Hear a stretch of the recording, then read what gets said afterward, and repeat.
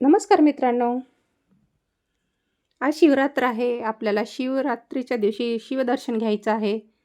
तर मी चालले आहे मंदिराकडे. ऊन असल्यामुळे हे बघा, शिव मंदिर, ओंकारेश्वर मंदिर तेलुगूमध्ये लिहिलेलं आहे. तर आपल्याला मंदिरचं दर्शन घ्यायचं आहे. निसर्गरम्य स्थान, एकदम गावाच्या बाहेर. भरपूर गर्दी होती इथे पण. भरपूर लोक आलेली आहे.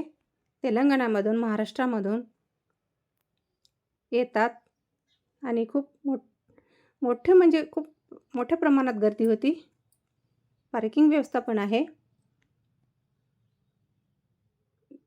सर्व पूजेचं साहित्य, नारळ, उदबत्ती, बेल, फूल आणि दुकानं पण सजली होती. अशा प्रकारे बेलाचं वृक्ष, पंचवटी वृक्ष, आवळा, बेल, पिंपळ, वटवृक्ष आणि तुळस ही नदी आहे. याच नदीमध्ये लिंग लिंग आहे ते वाहत आलेलं होतं. हीच ती नदी आहे, गंगा नदी. बघू शकता, खूप मोठी नदी आहे. नदीची खूप मोठी आहे. दक्षिणेकडून उत्तरेकडे वाहत असते ही नदी. आणि इथे बघू शकता, सूर्यदेव पण मावळत आहे. खूप सुंदर आहे असं दृश्य पाहण्यासारखं एकदम. ही मूर्ती आहे मंदिरच्या प्रांगणामध्ये आहे, हनुमानजी. हे सर्व देव आहे नदीमध्ये वाहत आलेले आहे. ही इथे पण शिवलिंग आहे तिथे पण, आणि त्याच्या बाजूला आहे हे ते नदीमध्ये आलेले आहे सर्व. इथे पण पूजा करतात ओंकारेश्वर म्हणून. हे बघा, हे दगड आहे. हे दगड मांडतात आपल्या इच्छा पूर्ण होण्यासाठी. 5 दगडाची रचना करतात. बघू शकता, अशा प्रकारे मी पण इथं रचना केलेली आहे. दगडावर दगड, 5 दगड, अशी आपली मनोकामना आहे आपण बोलून असं म्हणतात. बघू शकता, ही ताई पण माझ्यासोबतच होत्या. यांनी पण मांडलेली आहे. यांची पण जी मनोकामना आहे ती ठेवून असे मांडतात. मी दरवर्षी येते दर्शन घ्यायला. खूप छान वाटतं इथे आणि वातावरण एकदम खूप छान आहे. तुम्ही पण भेट द्या सर्वांनी, अशा बोलत आहे ताई. ही संध्याकाळची तयारी आहे.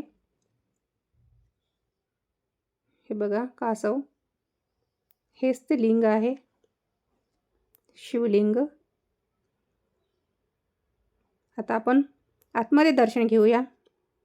नदीच्या प्रवाहामध्ये जी मूर्ती आलेली आहे त्या मूर्तीचं आपण दर्शन घ्यायचं आहे. तर बघू शकता, भरपूर गर्दी आहे इथे. हे बघा, दूध, दही, पाण्याने अभिषेक करत आहेत. बघा, पाणी पण आहे तिथे, पाण्याची पण व्यवस्था आहे. सर्व पूजा करू दिली आहेत. महाराजजी पण आहे तिथे. ओम नमः शिवाय, ओम नमः शिवाय, ओम नमः शिवाय, ओम नमः शिवाय, अशा प्रकारे मी पण पूजा केलेली आहे. मी पण घरून बेल आणि फुले वगैरे सर्व नेली होती. दिवा जळत आहे. इथे पण देव आहे बघा. ही सर्व जुनी देव आहे, नदीमध्ये आलेली आहे. बघू शकता, ही पालखी आहे. संध्याकाळी पालखी सेवा करणार होते, तर आम्ही तेव्हा थांबलो नाही. हे बघा, मूर्ती आहे, पार्वतीची मूर्ती आणि शिवजीची मूर्ती दोन्ही पण आहे इथे विराजमान.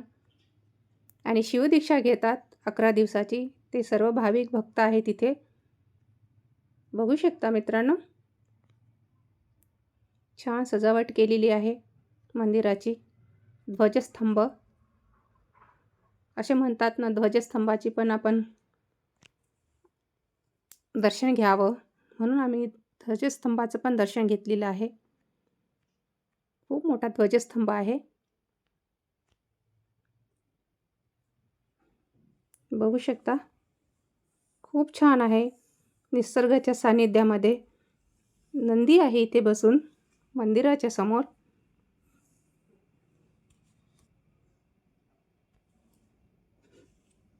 बघू शकता, भरपूर गर्दी. फोटो काढत आहेत तर काही मंडळी, काही बोलत आहेत. तर आता हे नवीन मंदिर बांधलेलं आहे. तर आता आपल्याला नवीन मंदिर म्हणजे इथं पण शिवजीची मूर्तीच आहे. इथे पण आपल्याला दर्शन घ्यायचं आहे. चतुर्भुज शिवलिंग, दरवाजा लावून आहे. हे बघा किती सुंदर आहे.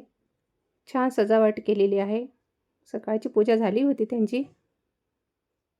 तर बघू शकता, अशा प्रकारे आम्ही दर्शन घेतलं. छान वाटलं आम्हाला. रमणीय स्थान, दिव्य भव्य असं मंदिर, चतुर्भुज मुख आहे शिवजीचं. छान दाखवलं बघा.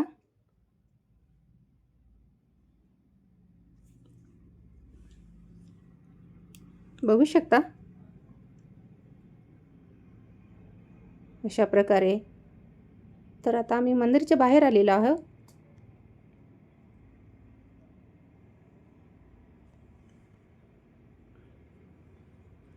पुन्हा मी आज ध्वजस्तंभापाशी आलेली आहे. इथे दिवा आणि अगरबत्ती इथे पण मी लावलेली आहे.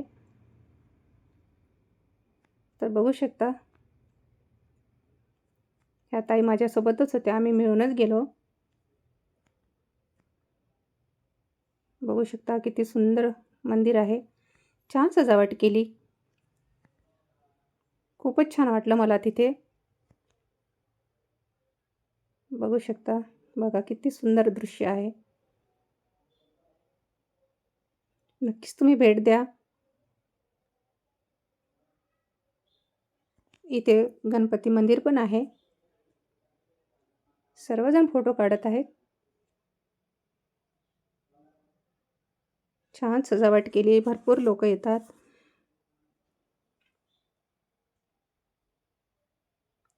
आणि बघा आणखीन एक मंदिर आहे. त्याच मंदिरामध्ये आपण आलेलो आहे. इथं आता गर्दी आहे.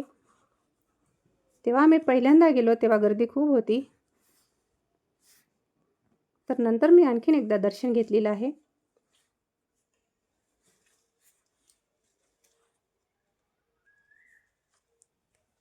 तेव्हा भरपूर गर्दी असल्यामुळे मला व्हिडिओ काढता नाही आला बरोबर, म्हणून मी पुन्हा आली आहे. ब्राह्मण आणि तिचे गुरु हे सर्व देव पाण्यामध्ये आलेले आहे. पाण्याच्या प्रवाहामध्ये.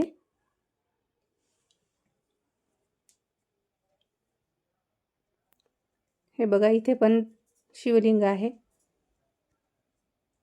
नंदी शिवलिंग प्रत्येक ठिकाणी देव बसून आहे इथे. चहाची व्यवस्था आणि उद्या महाप्रसाद आहे ना, त्यामुळे सर्व कामे चालू आहे.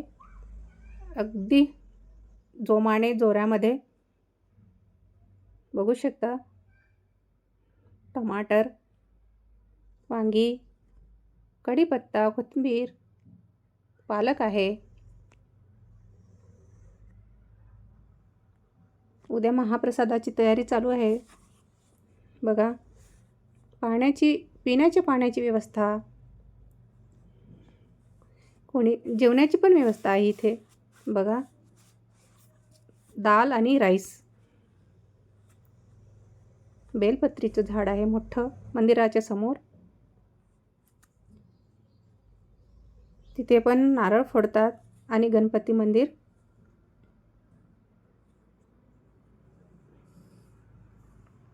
धन्यवाद मित्रांनो.